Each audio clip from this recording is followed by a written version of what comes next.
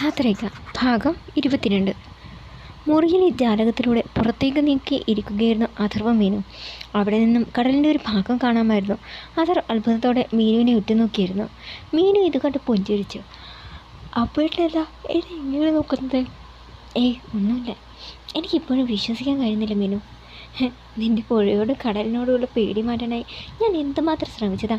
10 metre അകലത്ത് നിന്ന് പുഴ കാണുമ്പോൾ പിടിച്ചു കഴിയുന്നവളായിരുന്നില്ലേ നീ? അന്ന് നിൻ്റെ കളി കണ്ട് അലക്സ് പോൾ അമ്പരന്ന് നിന്ന് പോയിരുന്നു. അവൻ എന്നോട് ചോദിച്ചു ഇങ്ങനെയുണ്ട് ഒരു പേടിയെന്ന്. നീ നന്നായി നീന്തുമെന്ന് പറഞ്ഞിട്ട് അവൻ വിശ്വാസം ഉണ്ടായിരുന്നില്ല. നീയാ ഇപ്പോഴത്തെ കടലിൽ കടന്ന് വന്നിരിക്കുന്നത്. അവൾ ചിരിച്ചു. ചത്താലോ എൻ്റെ കൂടെ ലക്ഷദ്വീപിലേക്കില്ലെന്ന് പറഞ്ഞവളല്ലേ നീ? നീ തനിച്ച് അവിടെ വന്നു എന്ന് കേട്ടപ്പോൾ സത്യത്തിൽ ഇത് നീ തന്നെയാണോ എന്ന് സംശയിച്ചു പോകുക മോളെ. അപ്പോൾ എന്നെ കാണാതായി എന്നറിഞ്ഞപ്പോൾ ആകെ ഒരു ഞെട്ടലായിരുന്നു. എന്ത് ചെയ്യണമെന്നറിയാതെ ഒരുപാട് കരഞ്ഞു. അതിനിടെ ഓരോരുത്തരും ഓരോന്നും പറയുന്നത് കൂടി കേട്ടപ്പോൾ സഹിക്കാൻ പറ്റിയില്ല. എങ്ങനെ അപ്പേട്ടനെ കണ്ടുപിടിച്ചാൽ മതിയെന്ന ചിന്തയായിരുന്നു. അങ്ങനെ ലക്ഷദ്വീപിലേക്ക് വരാനൊക്കെ കരുതിയതും ആരോഗ്യത്തെ എല്ലാം ചെയ്തതും. എന്നാലും എനിക്കിതിന് ധൈര്യം ഉണ്ടായിരുന്നോടി. അറിയില്ല അപ്പേട്ട, ഇപ്പോൾ ഈ നിമിഷം ഓർക്കുമ്പോൾ അത്ഭുതം തോന്നുന്നു. അപ്പേട്ടനോടുള്ള സ്നേഹം അതാ എന്നെക്കൊണ്ട് ഇങ്ങനെയൊക്കെ ചെയ്യിച്ചത്. പ്രണയം അത് മധുരമുള്ള ഒരു വികാരവും സുഖമുള്ള ഒരു അനുഭൂതിയും മാത്രമല്ല, ഏത് ഭീരുവിനെയും ധീരനാക്കുന്ന, ഏത് ദുഷ്ടനെയും നല്ലവനാക്കുന്ന, ഏത് മുരടനെയും നല്ല റൊമാൻറ്റിക് ആക്കുന്ന ഒരു വികാരം കൂടിയാണ്. അതിൻ്റെ ശക്തിയിലാണ് ഞാനിന്ന് ഇവിടെ എത്തിയത്. അതൊരു പതിയെ അവളുടെ കാര്യം ഗ്രഹിച്ചു. മതിയടി, ഈ സ്നേഹം മതി എനിക്ക്, അവൾ കൈപിടിച്ച് അവൻ പറഞ്ഞു. അപ്പോൾ അലി അവിടേക്ക് വന്നു. അയാളെ കണ്ടതും ഇരുവരും എഴുന്നേറ്റു. അയാൾ ഇരുവരെയും നോക്കി. നീയാണോ എന്നെ രക്ഷിച്ചത്? അയാൾ മീനുവിനോട് ചോദിച്ചു. ഞാനല്ല, ദൈവമാണ് നിങ്ങളെ രക്ഷിച്ചത്. ഞാനതൊരു ഹേതുവായി എന്ന് മാത്രം, അവൾ പറഞ്ഞു. എന്തിനാ നീ എന്നെ രക്ഷിച്ചത്? അവൾ ചിരിച്ചു. ശത്രുവായാലും അവരെ സ്നേഹിക്കാനും സംരക്ഷിക്കാനുമാണ് ഞാൻ പഠിച്ചിട്ടുള്ളത്. കൺമുന്നിൽ ഒരു ജീവൻ കിടന്ന് പടയുമ്പോൾ അത് കണ്ടില്ലെന്ന് നടിച്ച് മുഖം തിരിച്ച് നടക്കാൻ എനിക്കാവില്ല. അത് പാവമാണ്. അതുകൊണ്ട് എനിക്കറിയാവുന്ന ചികിത്സ ഞാൻ ചെയ്തു. ബാക്കി ഈശ്വരനും. അയാളും നിശ്വസിച്ചു. എനിക്കാരുടെയും ഓശാരം ആവശ്യമില്ല. ജീവൻ രക്ഷിച്ചതിന് പകരമായി നിനക്ക് എന്താണ് പ്രതിഫലമായി വേണ്ടത്? അവൾ സംശയത്തോടെ അയാളെ നോക്കി. ജീവൻ എന്ന് പറയുന്നത് ദൈവത്തിൻ്റെ അംശമാണ്. അവൻ മനുഷ്യ ശരീരത്തിൽ നിറയ്ക്കുന്ന അവൻ്റെ കടശ. ഒരു ജീവൻ ഒരിക്കലും വിലയിടാനാവില്ല. അതുകൊണ്ട് തന്നെ പ്രതിഫലത്തിൻ്റെ ആവശ്യമില്ല എനിക്ക്. പിന്നെ ഒരപേക്ഷ, അത് സാധിച്ചു തരുമോ നിങ്ങൾ? അവൾ ചോദിച്ചു. ഇവൻ്റെ ജീവനൊഴിച്ച് ഇവിടുന്ന് രക്ഷപ്പെടുന്നതൊഴിച്ച് എന്തും ചോദിക്കാൻ നിനക്ക്, അയാൾ പറഞ്ഞു. അവൾ ചിരിച്ചു. ശരി, ഈ ദ്വീപിൽ ഞങ്ങൾക്ക് സ്വാതന്ത്ര്യം വേണം. ഒരിക്കലും ബന്ധനസ്ഥരാക്കരുത് ഞങ്ങളുടെ. അയാളുടെ കണ്ണുകൾ കുഴിഞ്ഞു. അഥർ മുന്നോട്ട് വന്നു. സംശയിക്കേണ്ട അലി സാബ്, നിങ്ങൾ നൽകുന്ന വധശിക്ഷ ഏറ്റുവാങ്ങാൻ ഞങ്ങൾ തയ്യാറായി കഴിഞ്ഞു. അതുകൊണ്ട് തന്നെ രക്ഷപ്പെടുമെന്ന് ഭയക്കേണ്ടതില്ല. ഒന്നിച്ച് ജീവിക്കാൻ ഒരുപാട് കൊതിച്ചതാണ് ഞങ്ങൾ. നിങ്ങൾക്ക് നൽകാനായി ഒരായുസ് മുഴുവനുള്ള സ്നേഹം ഞാൻ കരുതി വെച്ചതാണ്. അതിന് സാധിക്കില്ലല്ലോ. അതിന് പകരമായി ഇനിയുള്ള നാളുകൾ ആവുന്നത്രയും ഞങ്ങൾക്ക് സ്നേഹിക്കണം. നഷ്ടപ്പെടുത്തിയ കുറേ നല്ല നിമിഷങ്ങളും ഓർമ്മകളും ഉണ്ട്. അതൊക്കെ തിരികെ കൊണ്ടുവരണം. ഞങ്ങളുടെ അവസാനത്തെ ആഗ്രഹമാണ്, അതോ പറഞ്ഞു. അയാളൊന്ന് ആലോചിച്ചു. പിന്നെ തല കുലുക്കി. ഇരുവരും പുഞ്ചിരിയോടെ പരസ്പരം നോക്കി. തിരിഞ്ഞു നടക്കവേ അരിയുടെ മനസ്സ് എന്തുകൊണ്ടോ വിങ്ങുന്നതായി അയാൾക്ക് തോന്നി. ഒരു നിമിഷം നിന്ന് അയാൾ തിരിഞ്ഞു നോക്കി. ജാലകത്തിലൂടെ നക്ഷത്രങ്ങളെ നോക്കി എന്തൊക്കെയോ പറയുകയായിരുന്നു ഇരുവരും. അലക്സ് ദേഷ്യത്തോടെ കുപ്പി വലിച്ചെറിഞ്ഞു. ദീപക്കും സാമും റോയും അവൻ പെരുമാറ്റം കണ്ടൊന്ന് പരിഭ്രമിച്ചു നിന്നു. അലക്സിൻ്റെ കണ്ണുകൾ നിറഞ്ഞു. എന്നാലും ഇത്രയൊക്കെയായിട്ടും അഥർവിനെ കുറിച്ച് ഒരു വിവരം ശേഖരിക്കാൻ നമുക്ക് സാധിച്ചില്ലല്ലോ. ഇപ്പോൾ ഇതാ അവൻ്റെ പെണ്ണിനെയും കാണാതായിരിക്കുന്നു. ഒന്നും ചെയ്യാനോ കണ്ടെത്താനോ സാധിക്കുന്നില്ലെന്ന് ഓർക്കുമ്പോൾ I ashamed by myself, Alex ദേഷ്യത്തോട് പറഞ്ഞു. Alex, cool down. നീ ഇങ്ങനെ രോഷം കൊണ്ടതുകൊണ്ട് എന്ത് പ്രയോജനം? നമ്മൾ പരസ്യമായി എന്തെങ്കിലും മൂവ്മെൻറ്റ് നടത്തിയാൽ അത് അഥർവിനെ തന്നെയാണ് ആപത്ത്. റോയ് അവരെ സമാധാനിപ്പിക്കാൻ പറഞ്ഞു. എത്രയെന്ന് വെച്ചാൽ കാത്തിരിക്കുന്നത്? ഇനിയും ക്ഷമിക്കാൻ പറ്റില്ല. ഞാൻ തന്നെ അവനെ അന്വേഷിച്ചിറങ്ങാൻ പോവുക. എന്ത് ചെയ്യണമെന്ന് എനിക്കറിയാം, മനസ്സിൽ എന്തോ ഉറപ്പിച്ചിട്ടെന്ന പോലെ അലക്സ് പറഞ്ഞു. പിറ്റേന്ന് അവൻ മിസ്രയെ ചെന്ന് കണ്ടു. അവൻ്റെ റിക്വസ്റ്റ് പ്രകാരം അഥർവിനെ അന്വേഷിക്കാനുള്ള ഡ്യൂട്ടി അവന് ലഭിച്ചു. അലക്സ് അന്വേഷണം ആരംഭിച്ചു. മുഖത്ത് വെള്ളത്തുള്ളികൾ വന്ന് പതിച്ചതും അഥർവൊന്ന് ഞരങ്ങി പതിയെ കണ്ണു തുറന്നു. ഹലോ സാറേ, മതി ഉറങ്ങിയത്, ഒന്ന് എഴുന്നേറ്റ്, പുഞ്ചിരിച്ചുകൊണ്ട് മീന് പറഞ്ഞു. അവൻ വേഗം ചാടി എഴുന്നേറ്റ് ചുറ്റും നോക്കി. എന്തേ നോക്കുന്നത്? നമ്മളെപ്പോഴും ദ്വീപിൽ തന്നെയാണ്, അവൾ പറഞ്ഞു. അവനൊന്ന് നിശ്വസിച്ച് ചമ്മടം പടിച്ചിരുന്നു. എഴുന്നേറ്റിട്ട് എന്തിനാടി, ഇവിടെ കേൾക്കാനൊന്നുമില്ലല്ലോ, അവൻ ചോദിച്ചു. അത് നേരം, നമുക്ക് ഈ നേതാവിനോട് പറഞ്ഞ് ഈ ദ്വീപ് മൊത്തം ഒന്ന് പോയി കണ്ടാലോ? എന്നിട്ട് അവൻ ആദ്യം ഒന്ന് അവളെ മിഴിച്ചു നോക്കി, പിന്നെ ചിരിച്ചു. എടീ, നമ്മളിവിടെ ടൂർ വന്നതല്ല, അവന്മാരെ നമ്മളിവിടെ തടവിൽ പാർപ്പിച്ചിരിക്കുക, അത് ഓർമ്മ വേണം. അത് കേട്ട് അവൾ ശുണ്ഠിയെടുത്ത് മുഖം തിരിച്ചു. ഓ എന്നെ, 24 മണിക്കൂറും ഇവിടെ കുത്തിയിരുന്ന് എന്ത് ചെയ്യാനാ? അവന്മാരെ സമ്മതിക്കുവാണെങ്കിൽ വല്ല പാചകവും ചെയ്യാമായിരുന്നു. അവൾ പൊട്ടിച്ചിരിച്ചു. നീ എന്താ ഇവിടെ കാറ്ററിങ്ങിന് പ്ലാൻ ഇടുകയാണോ? ദേപ്പോട്ടാ, എനിക്ക് ദേഷ്യം വരുന്നുണ്ടേ, അവൾ ചൂടായി. അത്ര പതിയെ അവളുടെ അരികിലേക്ക് നീങ്ങിയിരുന്നു. തോളിലൂടെ കൈയിട്ട് അവളെ ചേർത്ത് പിടിച്ചു. പിണങ്ങാതില്ലേ, ഞാൻ ചുമ്മാ പറഞ്ഞതല്ലേ. അവൾ പതിയെ മുഖം ചിരിച്ച് ഗൗരവത്തോടെ അവരെ നോക്കി, പിന്നെ ചിരിച്ചു.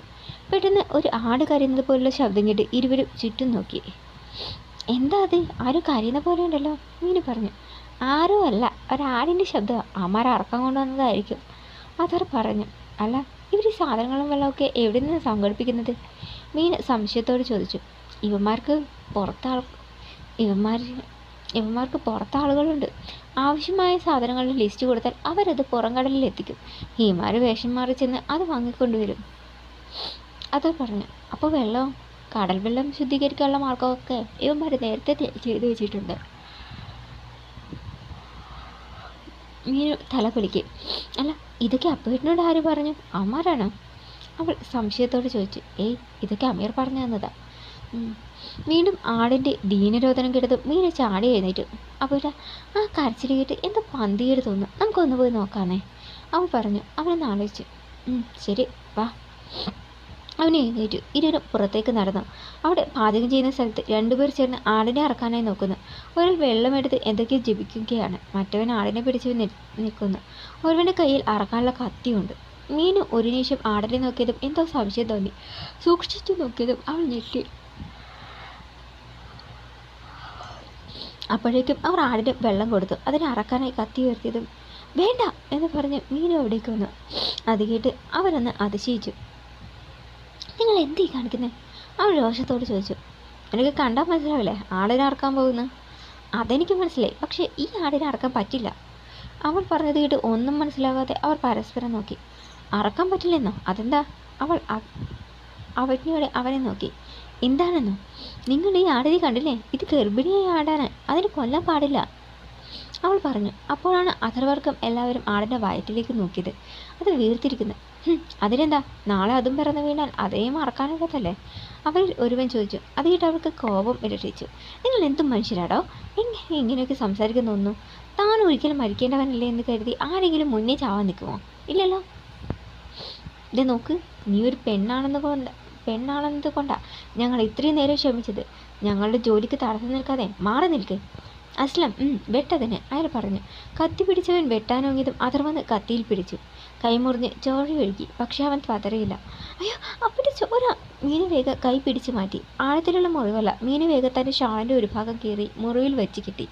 ഇത് കണ്ട് മറ്റു 3 പേരും അന്തം വിട്ടു നിന്നു. അപ്പോൾ സലീമും അലിയും അവിടേക്ക് വന്നു. എന്തെവിടെ പ്രശ്നം? അലി തിരക്കി. ഈ ആടിനെ അടക്കാൻ പാടില്ലെന്നാ ഇവർ പറയുന്നത്. അലിയും സലീമും ഇരുവരെയും നോക്കി. സത്യം തന്നെയാണ് പറഞ്ഞത്. ഈ ആട് ഗർഭിണിയാണ്, ഉദരത്തിൽ കുഞ്ഞിനെ പേരുന്നവൾ.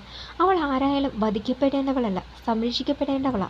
അതുകൊണ്ടാണ് ഞാൻ പറഞ്ഞത് ഈ ആടിനെ കൊല്ലാൻ പാടില്ല എന്ന്, മീനു പറഞ്ഞു. കൊള്ളാം, നീ ആര്, ലോകരുടെ രക്ഷകയായി അവതരിച്ച ദേവതയോ? ഇങ്ങനെ വേദാന്തം പറയാൻ? സലീം പുച്ഛത്തോട് ചോദിച്ചു. വേദാന്തമല്ല, സത്യമാണ് ഞാൻ പറഞ്ഞത്. അതിനിത് മനുഷ്യക്കുഞ്ഞല്ല, വെറുമൊരു ആടാണ്. മാടായാലും മനുഷ്യരായാലും കുഞ്ഞുങ്ങൾ ദൈവത്തിൻ്റെ അംശമാണ്. അതിന് ജനിക്കും മുമ്പ് കൊല്ലുന്നത് പാപമോ? അത് പാടില്ല എന്നേ ഞാൻ പറഞ്ഞോളൂ. ഇതൊക്കെ പറഞ്ഞിട്ട് എന്ത്? മനസ്സിലാക്കാൻ മനസാക്ഷിയൊന്നും ഇല്ലല്ലോ നിങ്ങൾക്ക്, മീനു പറഞ്ഞു. അത് മുന്നോട്ട് വന്നു. അതെ, ഞങ്ങൾക്ക് മനസാക്ഷിയില്ല, ഞങ്ങൾ മനുഷ്യരല്ല, മൃഗങ്ങൾ തന്നെയായെന്ന് കൂട്ടിക്കോളൂ. അത് കേട്ട് ഇരുവരും ചിരിച്ചു. മൃഗങ്ങളോ? നിങ്ങളോ? കഷ്ടം തന്നെ. മിണ്ടാപ്രാണികളാണെന്ന് വെച്ച് അവരെ അടച്ചങ്ങ് ആക്ഷേപിക്കരുത്, അഥർ പറഞ്ഞു. അവർ മനസ്സിലാവാതെ അവനെ നോക്കി.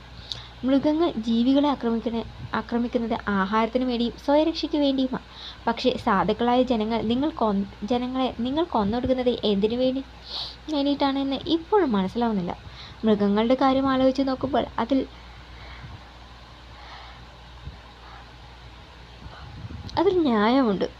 ന്യായമുണ്ടെന്ന് തോന്നാം. പക്ഷെ നിങ്ങളുടെ കാര്യത്തിലോ? അവൻ അലിയോട് ചോദിച്ചു. എരിയുന്ന കണ്ണുകളോടെ അയാൾ അവനെ നോക്കി.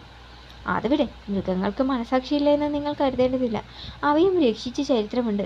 മനുഷ്യനെ മാത്രമല്ല, സാധുക്കളായ മൃഗങ്ങളെയും. അപ്പോട്ടാ മതി, അയാളോട് ഇതൊന്നും പറഞ്ഞിട്ട് കാര്യമില്ല. ഞാൻ ഈ ആടിനെ കൊണ്ടുപോവുകയാണ്. മീനു ആടിനെ പിടിച്ചു. അരി അവളെ തടഞ്ഞു. ആട് ദീനതയോട് കരഞ്ഞു. വേണ്ട, പെണ്ണാണെന്ന് മറക്കണ്ട. വേണ്ട, പെണ്ണാണ്, അത് മറക്കണ്ട, അയാൾ താക്കീതോടെ പറഞ്ഞു. അത് കേട്ട് അവളുടെ രക്തം തെളിച്ചു. അതേടോ, പെണ്ണ് തന്നെയാണ് ഞാൻ. അതിലെന്നും അഭിമാനിച്ചിട്ടേ ഇല്ല. അല്ല, അത് പറഞ്ഞപ്പോൾ തനിക്കെന്തൊരു പുച്ഛം പോലെ. സ്ത്രീജന്മം എന്ന് പറയുന്നത് അത്ര മോശമൊന്നും അല്ല. ജനനിയാണ് അവൾ, മാതാവാണ്. സ്നേഹിക്കാൻ മാത്രം അറിയുന്നവൾ. യഥാർത്ഥ പെണ്ണെന്താണെന്ന് നിങ്ങൾക്ക് അറിയുമോ? ഇല്ല. അറിഞ്ഞിരുന്നെങ്കിൽ അവരുടെ സ്നേഹവും വാത്സല്യവും ശിക്ഷണവും ഒക്കെ കിട്ടിയിരുന്നെങ്കിൽ നിങ്ങളൊന്നും ഇങ്ങനെ ആവില്ലായിരുന്നല്ലോ. ഒരു കുഞ്ഞിനെ 10 മാസം ഉദരത്തിൽ ചുമത്ത് നൊന്ത് പ്രസവിക്കുന്നവളാവൾ. മാറിടത്തിൽ നിന്ന് ചുരത്തുന്ന അമൃതത്ത് കൊടുത്ത് ആ കുഞ്ഞിനെ വളർത്തുന്നവളാവൾ. അമ്മ. ആ വാക്കിൻ്റെ അർത്ഥം നിനക്കറിയില്ല. മീനു പറഞ്ഞു. അയാൾ എന്തു പറയണമെന്നറിയാതെ തരിച്ചു നിന്നതും ആടിനെയും കൊണ്ട് മീനു നടന്നു. ചുവട്ടിൽ അതിർവിരുന്നു. മീനു പച്ചില പിഴിഞ്ഞ് ചാറെടുത്ത് അവന് മുറിയിൽ വെച്ച് വിട്ടു. പിന്നെ അത് കെട്ടി. എന്നാലും ഇതിത്തിരി കൂടിപ്പോയി അപ്പേട്ടാ. എന്തിനാ കത്തിയിൽ പിടിക്കാൻ പോയത്? ഭാഗ്യം കൊണ്ട് ചെറിയ മുറിവ് ഉണ്ടായുള്ളൂ. മുറിവ് വലുതായിരുന്നെങ്കിലോ? മീനു പരിഭ്രമത്തോടെ ചോദിച്ചു. അവനൊന്ന് പുഞ്ചിരിച്ചു. എന്ന് പറയുമ്പോഴും ഈ ചിരി മതി. അവൾ കുശുമ്പോടെ മുഖം വെട്ടിച്ചു. എൻ്റെ സുന്ദരിപ്പൂ പെണങ്ങല്ലേ? എൻ്റെ കൈ മുറിഞ്ഞാലെന്താ? ഇവളെ നമുക്ക് രക്ഷിക്കാൻ പറ്റിയില്ലേ? ആടിനെ ചൂണ്ടി അവൻ പറഞ്ഞു. മീനു തിരിഞ്ഞു നോക്കി. ആട് അവരുടെ അരികിലേക്ക് വന്നു. അത് ഇരുവരെയും മുട്ടിയുരുമ്മി കയ്യിലുരത്തി സ്നേഹം പ്രകടിപ്പിച്ചു. ഇരുവരും സന്തോഷത്തോടെ ചിരിച്ചു. കണ്ടില്ലേ അപ്പോയിട്ട് അവളുടെ സന്തോഷ പ്രകടനം? നന്ദി പറയുക, മീനു പറഞ്ഞു. ഇരുവരും അതിനെ പിടിച്ച് തലാടി. ഇവളെ കാണുമ്പോൾ നമ്മുടെ അമ്മണിയാടിനെ പോലെ തന്നെയല്ലേ അപ്പോട്ടാ? മീനു കൗതുകത്തോടെ ചോദിച്ചു. അമ്മണിയാടോ? അതർ മനസ്സിലാവാതെ ചോദിച്ചു. ആഹാ, ഇത്ര പെട്ടെന്ന് മറന്നോ? അമ്മണിയാടിനെ അങ്ങനെ മറക്കാൻ വഴിയില്ലല്ലോ. നമ്മുടെ നാണയടുത്തിയുടെ ആടാണ്. ഓർമ്മയില്ലേ? സ്കൂളിൽ പോകുന്ന കാലത്ത് ഒരിക്കൽ അമ്മണിയാടിനെ കറന്ന് പാലെടുക്കാൻ നോക്കിയത്. അന്ന് അതിൻ്റെ തൊഴിൽ കൊണ്ട് മലക്കം മറിഞ്ഞു വീണതും കാലൊടിഞ്ഞ് 2 ആഴ്ച കിടന്നതും അത്ര പെട്ടെന്ന് മറക്കാൻ വഴിയില്ലല്ലോ. അവൾ ചിരിച്ചുകൊണ്ട് ചോദിച്ചു. അവനൊന്ന് ചമ്മി. അപ്പോൾ സലീം അവിടേക്ക് വന്നു. ഇരുവരും ചിരിഞ്ഞെത്തി ഗൗരവത്തോടെ അവനെ നോക്കി. എന്താ, ഈ ആടിനെ ചോദിക്കാൻ വന്നതാണെങ്കിൽ തരില്ല, മീനു പറഞ്ഞു. അതല്ല, മറ്റൊന്ന് ചോദിക്കാൻ വന്നതാ ഞാൻ. എന്ത് ചെയ്യുന്ന ഭാവത്തിൽ അവർ അയാളെ നോക്കി. അമീർ, അവൻ മരിച്ചു എന്ന് പറഞ്ഞത് സത്യമാണോ അതോ അത് കള്ളമാണോ? അവൻ ചോദിച്ചു. അവൾ അഥർവിനെ നോക്കി. എന്തിനാ സലീം നീ ഇപ്പോൾ ഇത് ചോദിക്കുന്നത്? അഥർ ആക്കിയെന്ന് ചോദിച്ചു. എനിക്ക് സത്യം അറിയണം, പറ. നീ എന്ത് കേൾക്കണമെന്നാ ആഗ്രഹിക്കുന്നത്? അവൻ നിന്ന് പരിങ്ങി. സലീം, നിന്റെ മനസ്സെന്താണോ കേൾക്കാൻ ആഗ്രഹിക്കുന്നത് അതാണ് സത്യം. അതുമാത്രമാണ് സത്യം. ഇതിൽ കൂടുതലൊന്നും പറയാനില്ല, കേൾക്കാനും. അതും പറഞ്ഞ് അഥർ ആടിനെ കയ്യിലെടുത്തു. വാ മീനു, നമുക്കിതിന് കഴിക്കാൻ പറ്റിയ പുല്ലോ മറ്റോ ഉണ്ടോയെന്ന് നോക്കാം. മീനു എഴുന്നേറ്റ് നടന്നു നീങ്ങവേ ഇടയ്ക്ക് അഥർ തിരിഞ്ഞു നോക്കി. എന്തോ ആലോചിച്ച് നിൽക്കുന്ന സലീമിൻ്റെ മുഖം വിടരുന്നതും ആ മുഖത്ത് ഒരു പുഞ്ചിരി വിരിയുന്നത് കണ്ട് അവനും ചിരിച്ചു. ജംഗ്ഷനിൽ ബസ് നിന്നതും അമീർ ഇറങ്ങി. തൻ്റെ നാട് ആകെ മാറിയിരിക്കുന്നു. ജംഗ്ഷനിലെ ആ പൊളിഞ്ഞു വീഴാറായ കെട്ടിടം ഇപ്പോഴില്ല, പകരം ഷോപ്പിംഗ് മാളുകളാണ്. അവൻ താൻ മറ്റേതോ സ്ഥലത്തെത്തിയതുപോലെ തോന്നി. ആളുകൾ അവനെ കണ്ട് ആദ്യം തിരിച്ചറിഞ്ഞില്ല. പിന്നെ പറഞ്ഞപ്പോൾ മനസ്സിലാക്കിയ അവനെ വീട്ടിലേക്കുള്ള വഴി പറഞ്ഞു കൊടുത്തു. വീട്ടിലെത്തി അവൻ അമ്പരന്ന് പോയി. പൊട്ടിപ്പൊളിഞ്ഞ് വീഴാറായ വീടിന് പകരം വാർപ്പിൻ്റെ ഒരു കൊച്ചു വീട്. ഏറെ നാളുകൾക്ക് ശേഷം തിരിച്ചു വന്ന മകനെ കണ്ട് അവൻ്റെ ഉമ്മ സന്തോഷം കൊണ്ട് അവനെ കെട്ടിപ്പിടിച്ച് കരഞ്ഞു. അവൻ്റെ ഒരു സഹോദരിയുടെ വിവാഹം കഴിഞ്ഞിരിക്കുന്നു. ഉമ്മയും പെങ്ങളും അവനെ സ്വീകരിച്ചു. ആദ്യം കുളിച്ച് വേഷം മാറി വന്നു. പിന്നെ വയറു നിറയെ ഭക്ഷണം കഴിച്ചു. ആ ഉമ്മയും മകളും അവന് കണ്ണു നിറയെ കണ്ടു. തുടർന്ന് വിശേഷങ്ങൾ അവർ ചോദിച്ചു. അമീർ പോയതിനു ശേഷം ഒരു മഴയത്ത് വീട് തകർന്നു വീണു. എന്ത് ചെയ്യണമെന്നറിയാതെ പകച്ചു നിന്നപ്പോഴാണ് ചില ചാനലുകാർ അവിടേക്ക് വന്നത്. അവരത് TV ടെലികാസ്റ്റ് ചെയ്തു. ഉടനെ തന്നെ നടപടിയുണ്ടായി. കളക്ടറുടെ നിർദ്ദേശമനുസരിച്ച് ഒരു കൊച്ചു വാടക വീട് എടുത്തു തന്നു. പഞ്ചായത്തും നാട്ടുകാരും ഒക്കെ ചേർന്ന് സൗഹൃദ കൂട്ടായ്മയിൽ ഒരു കൊച്ചു വീട് പണിതും തന്നു. പിന്നീട് പള്ളിയിലെ മുസ്ലിയാരാണ് ഷഹാനയ്ക്ക് ഒരു വിവാഹാലോചന കൊണ്ടുവന്നത്. പയ്യൻ മിലിട്ടറിയിലാണ്. പള്ളിക്കാർ തന്നെ ആ കല്യാണം നടത്തിക്കൊടുത്തു. അവൾക്കവിടെ പരമസുഖമാണ്. എല്ലാം കേട്ടപ്പോൾ അമീറിന് എന്തെന്നില്ലാത്ത സന്തോഷം തോന്നി. അവൻ വന്ന വിവരം അറിഞ്ഞ് ഷഹാന വീട്ടിലേക്ക് വന്നു. ലീവായതിനാൽ അവളുടെ ഭർത്താവും ഉണ്ടായിരുന്നു കൂടെ. സഹോദരനെ നാളുകൾക്ക് ശേഷം കണ്ടപ്പോൾ ഷഹാന പൊട്ടിക്കരഞ്ഞു. എങ്കിലും നീ എവിടെയായിരുന്നു അമീർ? നിനക്ക് വേണ്ടി ഞങ്ങൾ ഒരുപാട് അന്വേഷണം നടത്തി, ഒരു വിവരവും കിട്ടിയില്ല.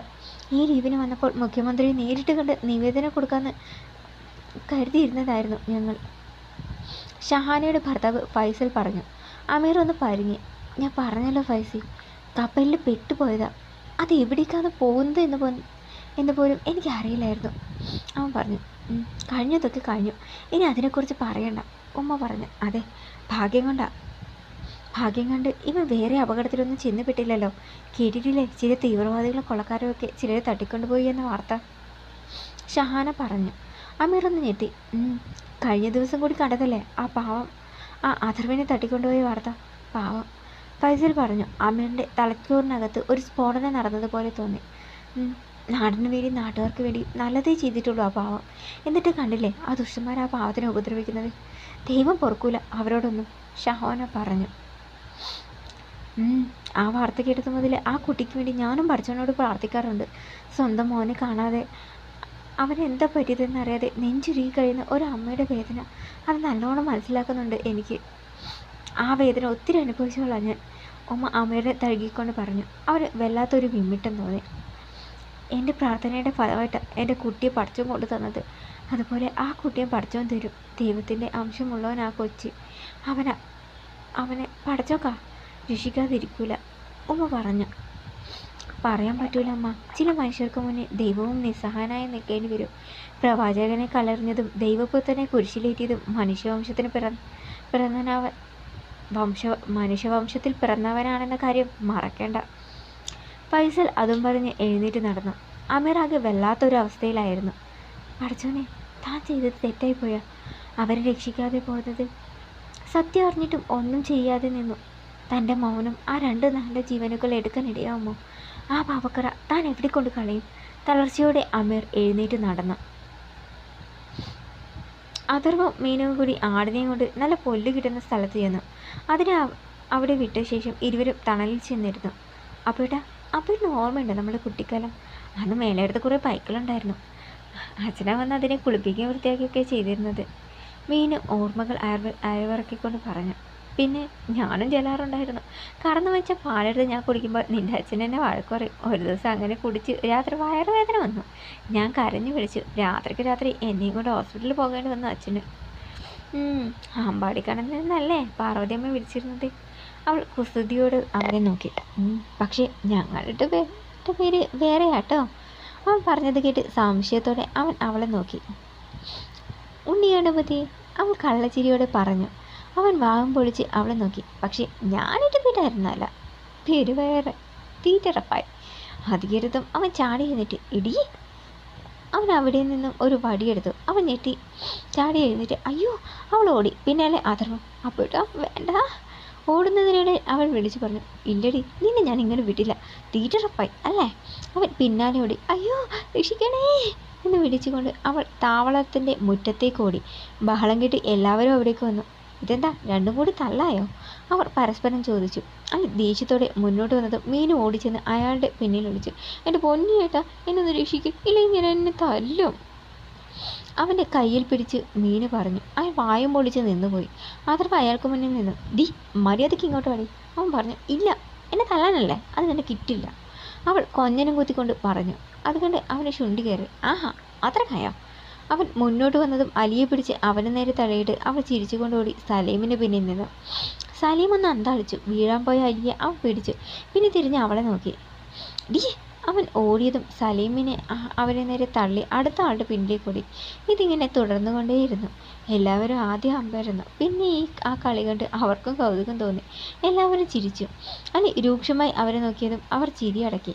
അവസാനം അഥർവ അവളുടെ കയ്യിൽ പിടിച്ചു. അയ്യോ വിട്ട് വീട് പ്ലീസ്, സോറി അവൾ പറഞ്ഞു. അവൻ പിടിമുറുക്കി. നിന്നെ ഞാനങ്ങനെ വെറുതെ വിടില്ല മോളെ, അവൻ പറഞ്ഞു. എന്താ ഇവിടെ, അലി ദേഷ്യത്തോട് ചോദിച്ചു. ഇരുവരും അയാളെ നോക്കി. മീനു കയ്യിലെ പിടിപിടിപ്പിച്ച് അയാളുടെ അരികിലേക്ക് ചെന്ന്, നിങ്ങൾ തന്നെ പറയണം, ഒറ്റ ഇരിപ്പിന് ഒരു കിണ്ണം കഞ്ഞി അകത്താക്കുന്ന ആളെ പെരുവയറും തീറ്ററപ്പായി എന്ന് വിളിക്കുന്നത് തെറ്റാണോ? ചേട്ടൻ തന്നെ പറ, അവൾ അലിയോടായി ചോദിച്ചു. അവളുടെ ചേട്ടൻ എന്ന സംബോധന കേട്ട് അയാളൊന്ന് പകച്ച് അന്തം വിട്ട് അവളെ നോക്കി. അവൾ തിരിഞ്ഞ് മറ്റുള്ളവരെ നോക്കി. നിങ്ങൾ പറ, തെറ്റുണ്ടോ? അവൾ ചോദിച്ചു. അതിന് ആരാ ഇവിടെ ഒരു കിണ്ണം കഞ്ഞി കുടിച്ചത്? ഹമീദ് ചോദിച്ചു. ദേ ഈ നിൽക്കുന്ന ഓഫീസർ തന്നെ, അതൊരു പ്രഭാകരൻ, കള്ളച്ചിരിയോടെ അവൾ പറഞ്ഞു. എല്ലാവരും വിശ്വാസം വരാതെ അവനെ നോക്കി. അവൻ ദേഷ്യത്തോടെ പല്ല് ഞെരിച്ചു. മീനു, സത്യം പറയുമ്പോൾ പൊള്ളുന്നുണ്ടല്ലേ? കേൾക്കണോ ചേട്ടന്മാരെ? എങ്ങേരിപ്പോൾ നൂല് പോലെ ഇരിക്കുന്നു എന്നേ ഉള്ളൂ. പണ്ട് ഓട്ടൂരിൽ പോലെ ഇരുന്ന സാധനം ടീച്ചറപ്പായി എന്നാ വിളിച്ചിരുന്നത്. മീനു ദേ വെറുതെ കള്ളം പറയണ്ട. നിങ്ങൾക്കറിയോ ഈ കശ്മീരിൻ്റെ പിറന്നാളിന് കുട്ടികൾക്ക് കൊടുക്കാൻ ഇങ്ങേറ്റ അമ്മ ഒരു കലം നിറച്ച് പാൽപ്പായസം വെച്ചതാ. സമയത്ത് ഞങ്ങൾ കുട്ടികൾ വന്നപ്പോൾ കലം കാരി നോക്കിയപ്പോൾ എന്താ ദേ ഇങ്ങനെ അത് മൊത്തം തങ്ങ് കുടിച്ചു തീർത്തു. പാർവതി അമ്മ പിന്നെ വീട് പായസം ഉണ്ടാക്കിയ ഞങ്ങൾക്ക് തന്നത്. അവൻ പറഞ്ഞത് കേട്ട് എല്ലാവരും അഥർവിനെ നോക്കി. അവനാകെ ചൂളി നിന്നു. മാത്രമല്ല മുത്തച്ഛന് മധുരം തിന്നാൻ പാടില്ലാത്തത് കൊണ്ട് പാർവതിയമ്മ അത് പത്തായതിൽ ഒളിപ്പിച്ച്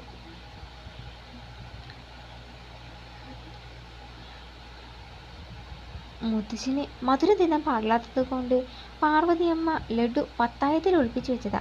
ഒരു ദിവസം നോക്കിയപ്പോൾ അപ്പം പത്ര കാര്യം എന്താ, ഈ കളപ്പൂച്ച മൊത്തം കട്ടു തിന്നു. മതി കുട്ടിക്കാലത്ത് ഇങ്ങനെ കുരുത്തക്കേട് എല്ലാവരും കാണിക്കും, അത് സ്വാഭാവികമാണ്. അതിങ്ങനെ എല്ലാവരുടെ മുന്നിൽ വെച്ച് വിളമ്പണ്ട, അതാ പറഞ്ഞു. ഉത്തരവ് മഹാപ്രഭു, അവൾ കളിയാക്കിക്കൊണ്ട് പറഞ്ഞു ചിരിച്ചു. അപ്പോഴാണ് ചുറ്റുമുള്ളവരെ അവർ ശ്രദ്ധിച്ചത്. അവൾ ഒരു നിമിഷം നിശ്ചലമായി നിന്നു. ഈശ്വര, ഇവന്മാരോടാണോ ഞാൻ ഇതൊക്കെ പറഞ്ഞത്? അവളാകെ ചമ്മി നിന്നു. എന്താ എല്ലാവരും നോക്കി നിൽക്കുന്നത്? പോയി അവരവരുടെ ജോലി ചെയ്യും, അലി ദേഷ്യത്തോട് പറഞ്ഞു. എല്ലാവരും പിരിഞ്ഞു പോയി. അലി അഥർവിനെയും മീനുവിനെയും നോക്കി. അവൾ മുഖം കുനിച്ച് അയാളെ കള്ള നോട്ടം നോക്കി. അയാൾ ഒന്നും മിണ്ടാതെ നടന്നു. അഥർ അയാളുടെ അരികിലേക്ക് വന്നു.